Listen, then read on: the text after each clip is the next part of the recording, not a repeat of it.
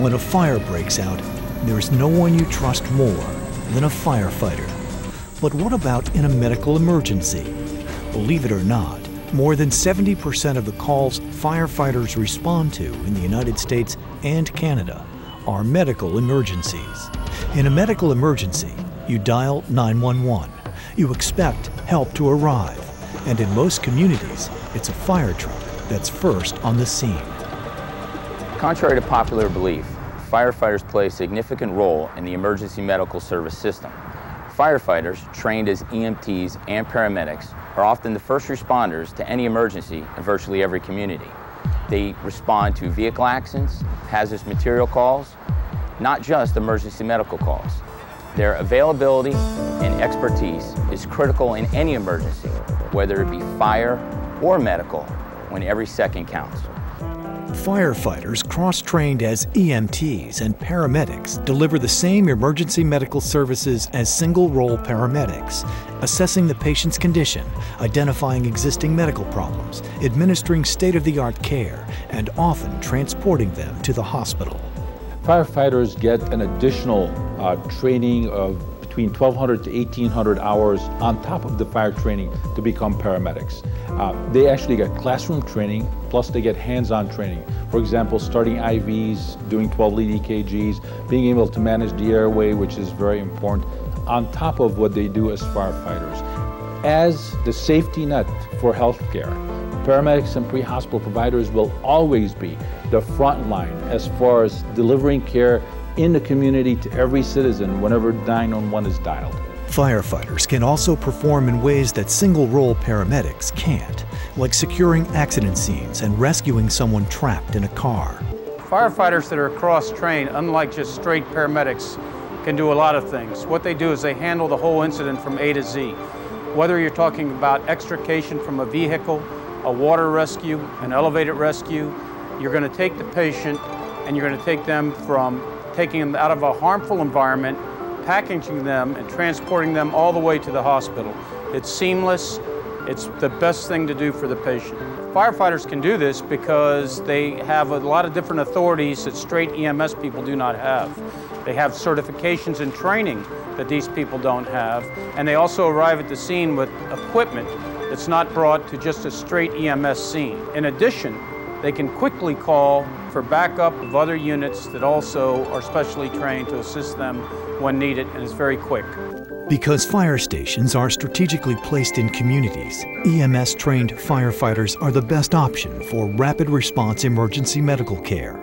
This is especially important as the number of uninsured and underinsured continues to rise.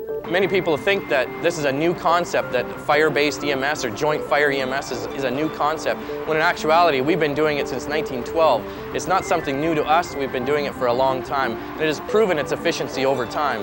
What we see is the efficiency, the built-in efficiency of having two disciplines that are joined together, that are able to come as one and utilize both of their skill sets to really treat the patient, because what it comes down to is patient treatment. What is best for the patient? And we have the ability to treat our patients quickly, and it provides an efficiency for the city because they've only got to pay one set of people to do two different jobs. It makes sense that our firefighters can be cross-trained as EMTs or paramedics to provide that patient care right from the start, from the initial call to right to the hospital and transport. Whether it's a fire or a medical emergency, you can count on the firefighters who respond to your call for help. In light of the continuing health insurance crisis in the United States, many are relying on the emergency medical system as the safety net for community health care, in some cases, primary health care. As more communities focus on their community EMS systems, the IAFF and IAFC are spreading the word about the demonstrated success of this innovative model, which has also been demonstrated to solve ambulance resource problems being experienced in a number of Canadian communities. The IAFF and IAFC believe that firefighters already have a direct and lasting impact on public health and safety by optimizing the use of the emergency response system already in place in our communities. Many jurisdictions are even realizing the usefulness of these highly trained emergency responders by efficiently utilizing their firefighters for illness and injury prevention efforts. The IAFF mission is to promote emergency medical services in conjunction with the fire services that we already provide by providing additional services such as emergency medical care for the elderly, immunization programs for the young, drown-proofing programs, and just a natural extension of our community services in the communities that we already serve. Other programs that the IFF is supporting and encouraging our affiliates to provide in their communities also have to do with hypertension screening, high blood pressure for their community members, car seat programs that help parents place car seats in their cars to provide protection for their children. And with the elderly, we'll go to their homes and review their house for potential hazards so there's less chance of slip and falls for them. So we try and reach all segments of the community that we work in and provide those type of additional services on top of basic fire and EMS. Firefighters know their community, they know their areas, they know their people, they know their homes, they know their houses, and it's just deliverance of medical care already spread out throughout your community.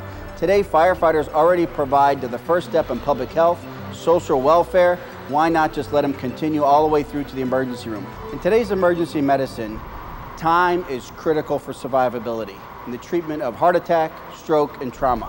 Having fire stations deployed throughout the community provides for the quickest, rapid response and treatment and transport to an emergency room facility. As demand for medical services increases, firefighters are rising to the challenge. The emergency response system is already in place. The trained personnel are in the stations. It's time for community leaders to begin utilizing both of those assets efficiently and effectively to raise public health in their communities. In the future, fire-based EMS will continue to grow. Communities are already enjoying the efficiency of those systems throughout the country. One thing about us, we will go regardless of your ability to pay. We're going to be there when the bell hits, we're going to respond. In the future also, politicians and community leaders need to use these systems to provide the most efficient system they can to the taxpayers, which is fire-based EMS. Within my lifetime, I have seen paramedics and pre-hospital providers going from just basic EMTs to paramedics. Now paramedics can actually deliver drugs that we only used in the operating room to anesthetize and sedate patients before the airway is managed. I think this is such an amazing transformation of having new science translated into best practices closer to the patient. Paramedics are learning more, they're able to do more. They do 12-lead EKGs. With online medical control, they can actually deliver clot busters to dissolve clots in patients' hearts and give their heart back oxygen. They save brains, they save hearts, they save lives. For more information, visit IAFF.org and IAFC.org.